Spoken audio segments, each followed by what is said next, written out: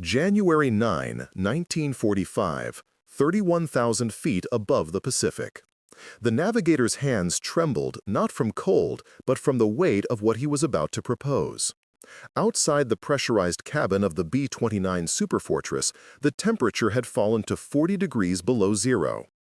Inside, Major Robert Goldsworthy spread a celestial navigation chart across his makeshift table, its surface covered in calculations that would have seemed like madness to any traditional bombardier. The stars themselves, he believed, could become a weapon. In the darkness of that cockpit, illuminated only by the faint glow of instrument panels, an idea took shape that would rewrite the rules of strategic bombing, not through greater firepower, but through invisibility itself. The winter of 1945 found the United States Army Air Forces locked in a campaign of frustration. For months, B-29 bombers of the 21st Bomber Command had been launching daylight precision raids against Japan's industrial heartland from bases in the Mariana Islands, Saipan, Tinian, and Guam. These missions, flown at altitudes between 25,000 and 30,000 feet, had achieved mixed results at devastating cost. The jet stream over Japan, a meteorological phenomenon barely understood by American planners, routinely reached speeds of 200 miles per hour at bombing altitude. Bombardiers found their calculations rendered meaningless as aircraft were buffeted by winds that could change direction and intensity within seconds. Bombs that should have destroyed aircraft factories instead fell into rice paddies miles from their targets. The vaunted Norden bomb site, accurate to within 75 feet under ideal conditions, became nearly useless when the bomber itself was being thrown across the sky like a leaf in a hurricane. But the wind was only part of the problem. Japan's home island defenses had evolved into a layered system of remarkable sophistication. Coastal radar stations provided early warning when American formations left the Marianas, giving Japanese commanders nearly 3 hours to prepare. Fighter squadrons scrambled from airfields across Honshu and Kyushu. By the time B-29s reached their targets, they faced not only the jet stream, but formations of Ki-61 Tonys and Ki-84 Franks, along with anti-aircraft batteries that had been repositioned specifically to engage high-altitude raiders. The 73rd Bombardment Wing alone had lost 37 aircraft in December 1944, with another 112 damaged severely enough to require extended repairs. Each B-29 represented an investment of $639,000, more than 4 times the cost of a B-17 Flying Fortress. Each crew comprised 11 men trained at enormous expense over 18 months.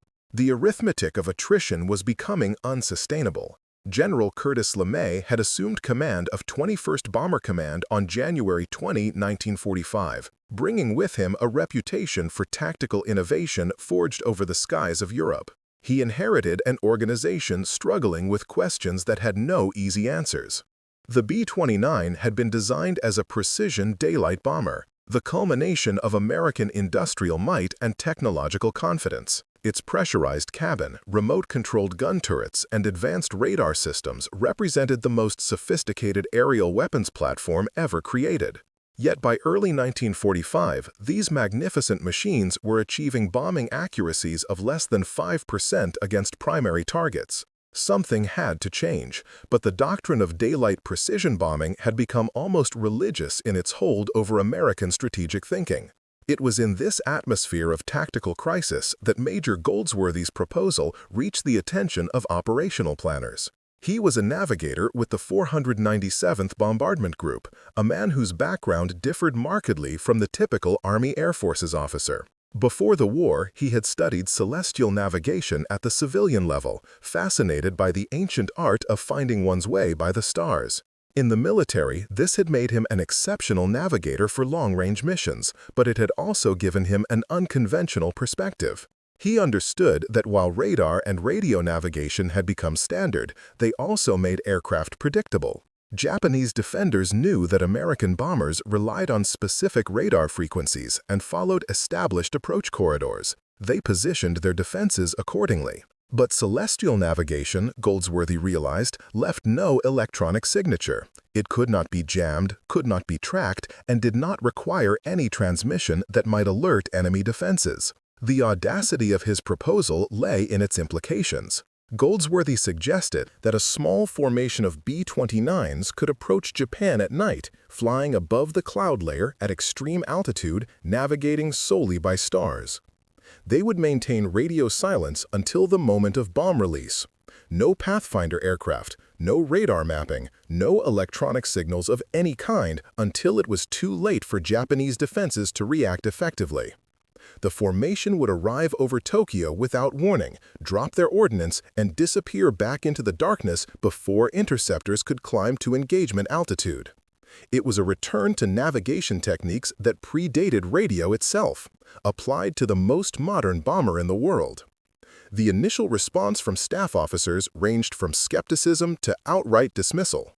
Night missions over Japan had been attempted before, but always with radar guidance and electronic navigation aids. The idea of flying 1,500 miles of open ocean, then navigating over blacked-out enemy territory using only a sextant and star charts, seemed to belong to the age of clipper ships rather than strategic bombing. The risk of formations becoming separated and lost was considered prohibitively high. Yet Goldsworthy had prepared his case with mathematical precision. He demonstrated that under clear night skies, which meteorological records showed were common over Japan in January, celestial navigation could provide position fixes accurate to within 2 miles, sufficient for area bombing of large urban industrial targets. More importantly, the technique was immune to every form of electronic warfare and detection then in use. What followed was not immediate acceptance, but rather a gradual recognition that conventional methods were failing. In late January 1945, authorization came down for an experimental mission. 16 B-29s would be selected from the most experienced crews in the 73rd Bombardment Wing.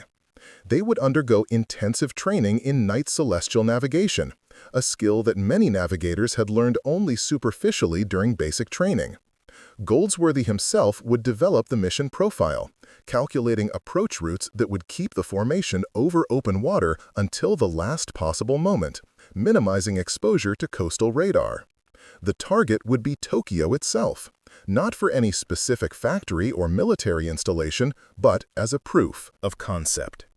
If 16 bombers could reach the Japanese capital undetected, drop their ordnance accurately enough to hit the city, and return safely, it would validate an entirely new approach to the strategic bombing campaign. The crews selected for this mission understood they were participating in something unprecedented. In the weeks leading up to the operation, they practiced celestial navigation at night over the Pacific, flying training missions that simulated the approach to Japan. Navigators relearned techniques many had last used in training schools 2 years earlier. The sextant, an instrument that seemed almost quaint alongside the sophisticated radar systems of the B-29, became their primary tool. They practiced taking star fixes while the aircraft maneuvered, calculating position based on the angle of Arcturus above the horizon, the precise moment Vega crossed the meridian, the relationship between Altair and Deneb. It was mathematics performed under pressure, in darkness, at altitude, with the knowledge that errors would not merely lead to mission failure, but potentially to running out of fuel over the empty Pacific. February 25, 1945, the night selected for the mission arrived with weather forecasts showing clear skies over both the Marianas and Japan. 16 B-29s, each loaded with incendiary clusters rather than high-explosive bombs, began their engines as dusk fell over North Field, Guam. The choice of incendiaries was deliberate. If celestial navigation proved accurate enough to place bombs within Tokyo's sprawling urban area, fire would accomplish what precision bombing had not: the destruction of Japan's cottage industry network, where thousands of small workshops produced components for aircraft and weapons. The aircraft departed at carefully calculated intervals, each navigator responsible for bringing his crew to a specific point in the sky above Tokyo at an exact time. There would be no formation flying in the traditional sense. Each B-29 would make the journey independently, navigating by stars, maintaining radio silence, trusting in mathematics and the rotation of the Earth itself. The flight north proceeded through darkness broken only by starlight. Below, the Pacific stretched away in all directions, a black void that offered no landmarks, no reference points, no margin for error. Every 30 minutes, navigators took star fixes, using their sextants to measure angles between celestial bodies and the horizon.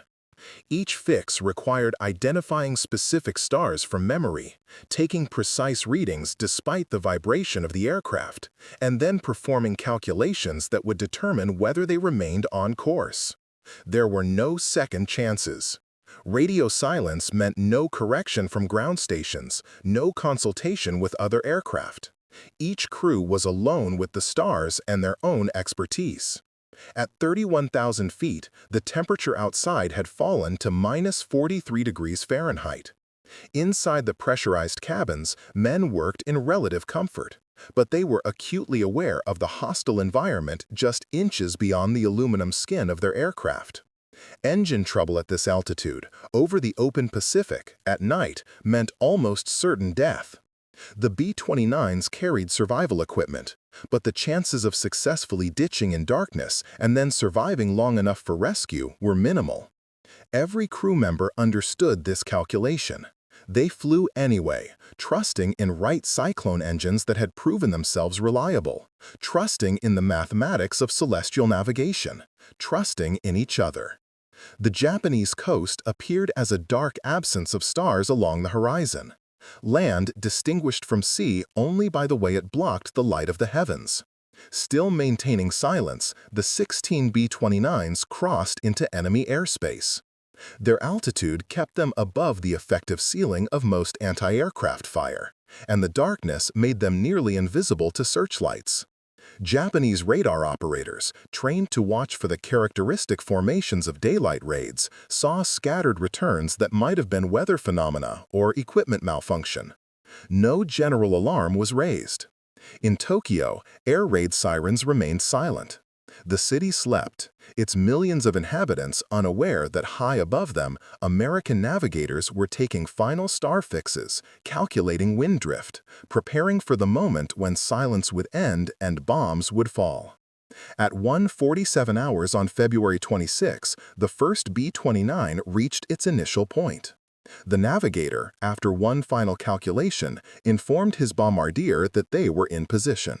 The bombardier, who had been waiting in darkness with his hand on the release lever, needed no electronic bomb sight for this mission. The target was the city itself, laid out below in blacked-out invisibility. At 01:48, the first cluster of incendiaries fell away. Within 90 seconds, each of the 16 aircraft had released their loads. Nearly 100 tons of M69 incendiary bomblets began their descent toward Tokyo. Only then did the formation break radio silence, transmitting brief coded confirmations of bomb release. Only then did Japanese defenses fully comprehend what was happening. Searchlights stabbed upward, finding nothing but empty sky. Anti-aircraft batteries opened fire, but their shells detonated thousands of feet below the departing bombers. Fighter units scrambled, but by the time Ki-84s reached 30,000 feet, the American aircraft had already turned south, using the speed of their departure to outrun pursuit. The mission had lasted less than 8 minutes over the target. In that brief window, celestial navigation had delivered 16 independent aircraft to the same point in the sky above one of the most heavily defended cities in the world, without warning, without electronic signature, without loss. The incendiary struck across a zone stretching roughly 2 miles north to south and 3 miles east to west, a pattern that encompassed parts of Tokyo's Koto and Sumida wards. For a bombing method that relied on stars rather than precision instruments, the accuracy was remarkable. Fires ignited across an area where residential housing mixed with small industrial workshops. Japanese civil defense crews, responding to what they initially believed was a small raid, found themselves overwhelmed as dozens of separate fires merged into larger conflagrations. The damage was significant but not catastrophic. Roughly 1,100 buildings destroyed, 28 civilians killed, industrial production interrupted at 47 workshops, according to post-war Japanese records. These numbers mattered less than the method by which they had been achieved. The 16 B-29s landed at their bases in the Marianas between 07:30 and 08:15 hours on February 26. Not a single aircraft had been lost. Not one had sustained damage from enemy action. Fuel reserves, carefully calculated before the mission, proved sufficient with margins to spare. The crews had spent over 14 hours in the air, navigating more than 3,000 miles round-trip, using techniques that would have been familiar to 18th-century mariners. They had proven that strategic bombers could reach Japan without triggering the defensive response that had made daylight raids so costly. More fundamentally, they had demonstrated that American forces could strike Japan in ways that Japanese defenses were not prepared to counter. General LeMay absorbed the implications of this success with the calculating mind of a strategist who understood that wars were won through cumulative advantage rather than single dramatic victories. The Celestial Navigation mission had revealed vulnerabilities in Japan's defensive system that could be exploited not just once, but systematically. If 16 bombers could reach Tokyo undetected at night, then larger formations could do the same. If incendiaries delivered without precision could still cause significant damage to a city where industry was dispersed among residential areas, then area bombing at night might achieve strategic effects that daylight precision bombing could not. The mission had been conceived as an experiment in navigation. It became instead the template for a new campaign. In the days following February 26, LeMay convened his senior commanders to reconsider the entire strategic approach to bombing Japan. The discussion focused not on whether to adopt night area bombing, but on how rapidly it could be implemented and scaled. The celestial navigation technique, while proven effective, required expertise not all navigators possessed. Yet the mission had also demonstrated that B-29s could operate effectively at night without celestial navigation. Radar systems like the AN/APQ-13 could provide sufficient accuracy for area bombing once aircraft were over the target.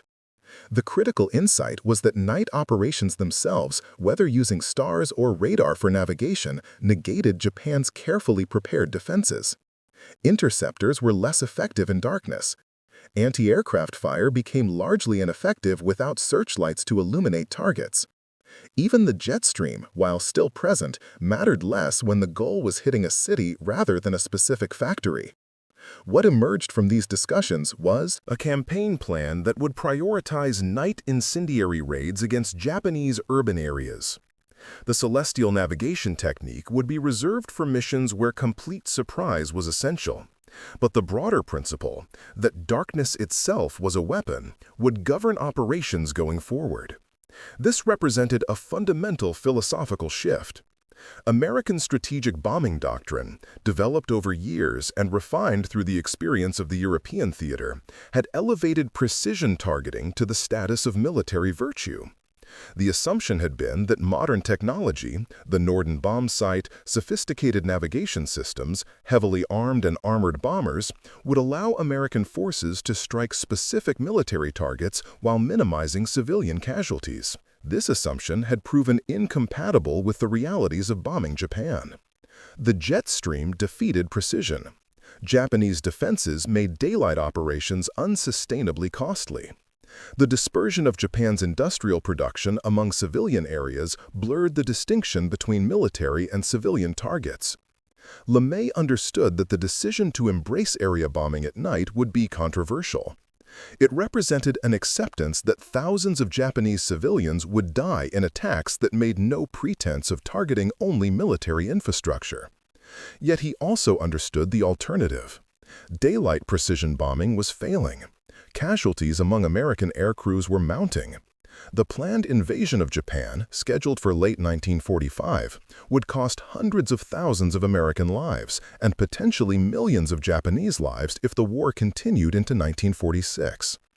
Area bombing offered a path to Japan's surrender that might make invasion unnecessary. It was a calculation as brutal as any in the history of warfare. choosing one form of mass death over another, larger one. The night of March 9 to 10, 1945 marked the full implementation of the new strategy. Operation Meeting House sent 334 B-29s against Tokyo in the largest incendiary raid of the war. The aircraft flew at altitudes between 5,000 and 9,000 feet, far lower than previous missions, sacrificing altitude for bomb load and accuracy. They navigated using a combination of radar and visual fixes rather than celestial navigation, but they maintained the element of night operations that Goldsworthy's experimental mission had proven so effective. Japanese defenses, still configured primarily for high-altitude daylight interception, struggled to respond effectively. The raid killed an estimated 100,000 people and destroyed 16 square miles of Tokyo in a firestorm that created its own weather system. It was the most destructive single air raid in human history up to that point, surpassing even the damage caused by the atomic bombs that would fall 5 months later. The success of March 9-10 validated the new approach, but at a moral cost that haunted many who participated.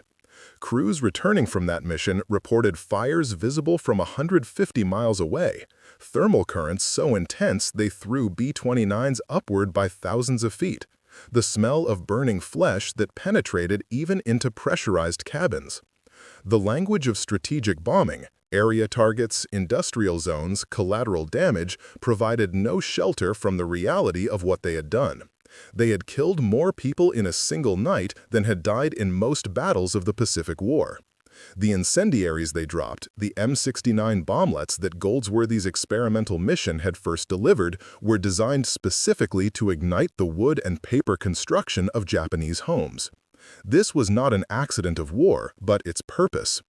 Yet among these larger horrors, the navigation technique that had begun the transformation retained a peculiar innocence. The 16 B-29s that had navigated by starlight to Tokyo on February 25-26 had killed 28 people, not 100,000. Their mission had been proof of concept, not deliberate massacre. The navigators who had used sextants and star charts to find their way across 1,500 miles of ocean had been solving a technical problem, not implementing a policy of urban destruction.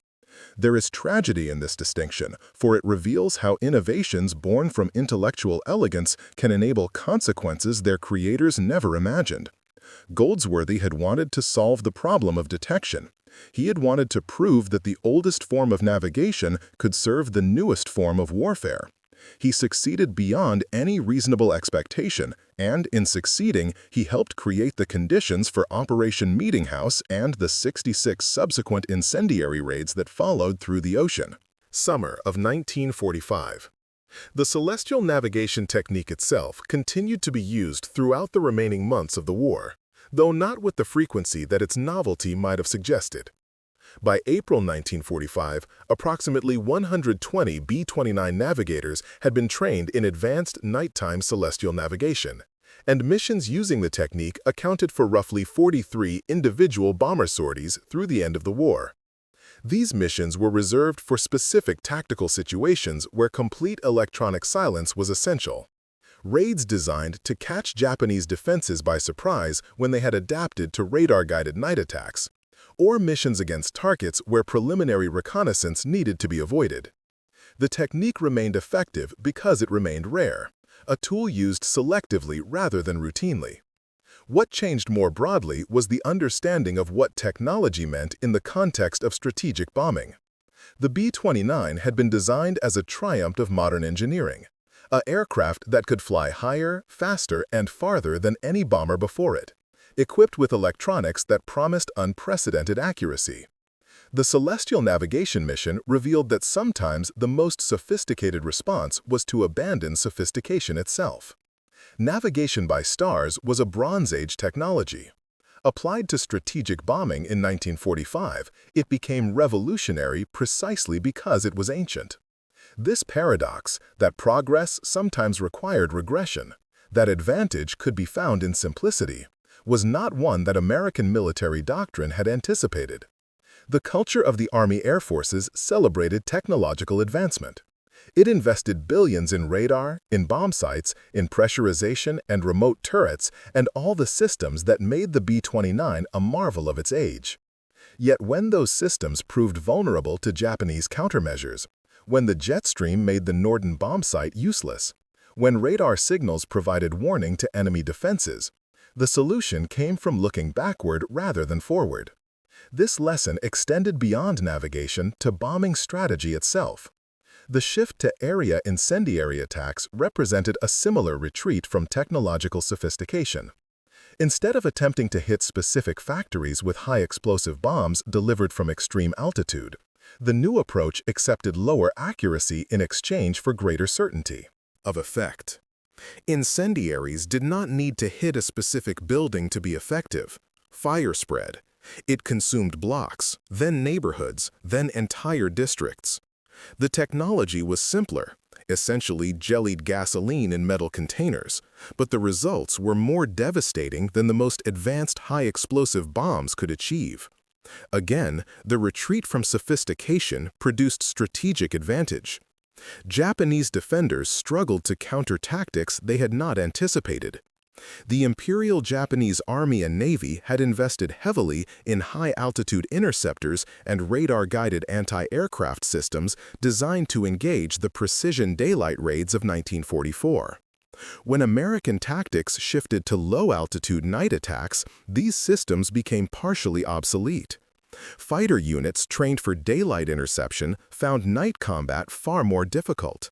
Radar operators trained to track large formations struggled to manage individual raiders scattered across time and space. The Japanese military establishment, like its American counterpart, had built its defensive doctrine around assumptions about how modern warfare would be conducted. When American forces violated those assumptions by navigating with stars, by bombing at night, by prioritizing fire over explosive force, the carefully constructed defensive system revealed fundamental vulnerabilities. But adaptation occurred on both sides. By May 1945, Japanese defenses had begun to adjust to night operations. Fighter units trained specifically for night interception became operational. Searchlight networks were reorganized to provide better coverage at lower altitudes. Anti-aircraft batteries received new doctrine for engaging raiders that approached singly or in small groups rather than massed formations. The window of complete American advantage that had opened on February 26 began to close. Loss rates for night missions, while never reaching the catastrophic levels of early daylight raids, increased through the spring and summer. The B-29s that had seemed invisible in February were being seen, tracked, and occasionally shot down by June. This evolution of tactics and countermeasures represented the normal dialectic of warfare. Innovation followed by adaptation followed by counter-adaptation in an endless cycle. What made the celestial navigation mission historically significant was not that it ended this cycle, but that it initiated a new phase of it that ultimately contributed to Japan's surrender. The campaign of night incendiary raids, which Goldsworthy's experimental mission had helped enable, destroyed 64 Japanese cities between March and August 1945. An estimated 330,000 civilians died in these raids. Another 8.5 million people were rendered homeless. Industrial production fell by 42%. Transportation networks collapsed as rail yards and marshalling centers burned. The Japanese government, which had believed in February 1945 that it could endure American bombing indefinitely, began by July to consider that continued resistance might lead to national extinction. None of this was predetermined by a single navigation technique or a single experimental mission. The path from Goldsworthy's star charts to Japan's surrender runs through decisions made by thousands of individuals: commanders who authorized the raids, crews who flew them, civilians who died in them, Japanese officials who ultimately chose surrender over annihilation. None of this was predetermined by a single navigation technique or a single experimental mission. The path from Goldsworthy's star charts to Japan's surrender runs through decisions made by thousands of individuals: commanders who authorized the raids, crews who flew them, civilians who died in them, Japanese officials who ultimately chose surrender over annihilation. Yet there remains a connection between the navigational elegance of February 26 and the strategic devastation that followed. The mission proved that American forces could strike Japan in ways previously thought impossible. That proof changed calculations. It opened possibilities. It contributed to a sequence of events that culminated in unconditional surrender. In the years after the war, celestial navigation faded from military aviation. Inertial guidance systems, then satellite navigation, made sextants obsolete. The skill that had seemed revolutionary in 1945 became a historical curiosity by the 1970s. The last generation of military navigators trained in celestial techniques retired in the early 1990s. Modern bombers navigate with GPS accuracy to within meters, operated by systems that would have seemed like magic to the crews of 1945. Yet the fundamental insight remains relevant. The most sophisticated system is still vulnerable to countermeasures. Electronic warfare can jam GPS signals just as Japanese forces jammed radar in 1945. In an era of precision-guided munitions and network-centric warfare, there is value in understanding that sometimes the simple approach, the technique that requires no electronic signature and leaves no digital trace, retains advantages that sophistication cannot match. The men who flew that first celestial navigation mission returned to civilian life with experiences that set them apart. They had participated in something unusual, even by the standards of a war filled with unprecedented events. Most never spoke publicly about the mission. It lacked the dramatic appeal of daylight combat or the moral clarity of fighting obvious evil. What did it mean to say that you had helped pioneer a bombing technique that killed 28 people in February and enabled the deaths of 100,000 in March? How did you explain that you were proud of the navigation, proud of the technical achievement, while being haunted by what that achievement facilitated? These questions followed them through decades of peacetime life. Some found answers, others lived with ambiguity. Major Robert Goldsworthy himself returned to civilian life in 1946 and taught mathematics at a small college in Oregon for 32 years. He published 2 academic papers on celestial navigation but never wrote about the military application of his work. Students remembered him as demanding but fair, a man who insisted on precision in calculations and clarity in thought. He died in 1983, and his obituary made no mention of the mission that had changed strategic bombing. A shoebox found in his study after his death contained his navigation logs from the war years, including the star charts he had prepared for February 26, 1945. The calculations remained precise even after 4 decades. The stars he had used to find Tokyo, Arcturus, Vega, Altair, Deneb, were still there in the night sky, unchanged by the purposes to which human beings had applied their light. There is something to consider in that permanence. The stars that enabled the mission are the same stars that guided Polynesian navigators across the Pacific 1,000 years before B-29s were imagined. They will shine long after the last records of the strategic bombing campaign have crumbled to dust. They possess no moral quality. They do not judge the uses to which they are put. They simply are, constant and reliable, available to anyone with the knowledge to read them and the instruments to measure their position. The navigators of 1945 used stars to find their way to Tokyo. Future generations might use the same stars to find their way to Mars. The universe provides tools. Human beings choose purposes. The bombing campaign against Japan that began with Goldsworthy's experimental mission and culminated in atomic weapons over Hiroshima and Nagasaki poses questions that each generation must answer for itself. Was the destruction justified by the surrender it helped force? Could the same strategic objective have been achieved through different means? At what point does military necessity become indistinguishable from atrocity? These questions have occupied historians and ethicists for 80 years without producing consensus. They likely never will.